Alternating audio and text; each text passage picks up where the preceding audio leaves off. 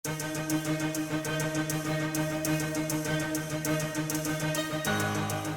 Sloveniji smo priča nedržavotvornemu ravnanju in šikaniramo in hendikepiramo Slovenke in Slovence ter slovenska podjetja in vlagatelje v slovenska podjetja. To lahko nedvoumno utemeljim z makrobonitetnimi ukrepi Banke Slovenije, ki na eni strani omejujejo kreditiranje prebivalstva, preprečujejo, da bi lahko podaljševali moratorije, brez da s tem družbe premikamo v slaba posojila, zmanjšujejo zmožnost izplačila dividend slovenskim vlagateljem v primerjavi z drugim na področju Evropske monetarne unije, tam, kjer bi pa bilo potrebno ukrepati, kot je recimo neravnovesje na stanovanjskem trgu in tako naprej, tam pa ne ukrepamo. Se pravi, se res sprašujemo, ali si zaslužimo lastno državo. Na tokratni skupščini z nasprotnim predlogom žal nismo uspeli, čeprav je bil ta deležen izdatne podpore tako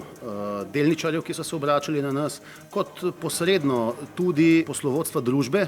Namreč sledili smo njihovemu predlogu in najavi, da so pripravljeni za dividende nameniti 92,2 milijona evrov od 342 milijonov evrov dobička, kar je pravzaprav rekorden rezultat, ob čemer kaže izpostaviti, da za leto 2019 dividende niso bile izplačane. Naš predlog je bil torej neprimerno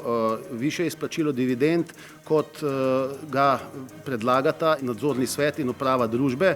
torej vsega skupaj 12 milijonov evrov in pogojno še 12,6 milijona evrov tudi v drugem izplačilu dividend. Pri tem sem izpostavil, da večkratna izplačila, predvsem za manjšinske delničarje, pomenijo dodatno obremenitev,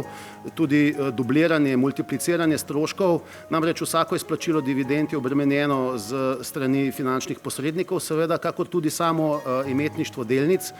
Torej, seveda bi si želeli razdeliti celotnih 92 milijonov 200 tisoč evrov, ki smo jih v bistvu pripravili, in kapitalsko ustreznost izračun več niti ne sodijo. Seveda je pa to povezano in pogojeno za soglasje, ki jih moramo pridobiti od Evropske centralne banke in Banke Slovenije. Banka Slovenije je po naši presoji še dodatno nesorazmerno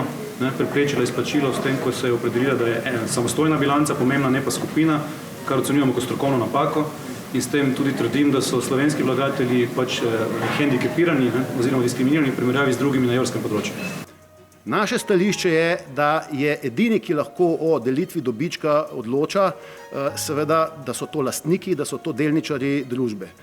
In zato menimo, da je potrebno dati jasen signal tudi regulatorjem, torej njihove zahteve, priporočila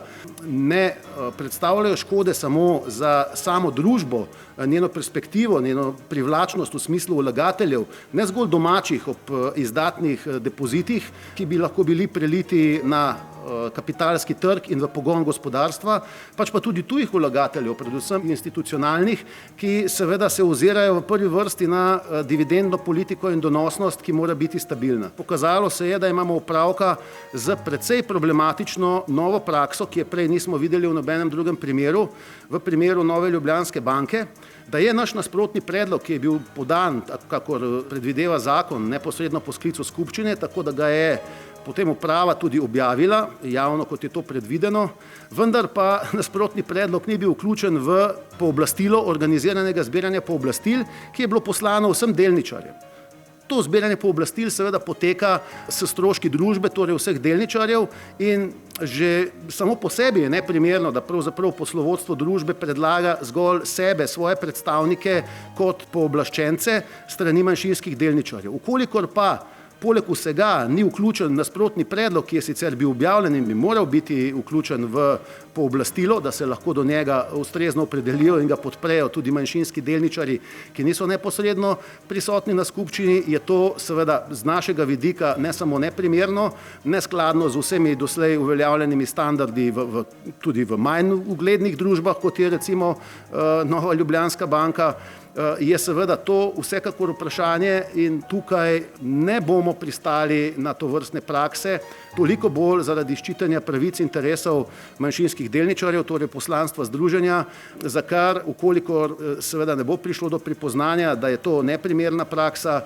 nam ne bo preostalo drugega, kot da se poslužimo s tem v zvezi tudi jasno vseh pravnih sredstev.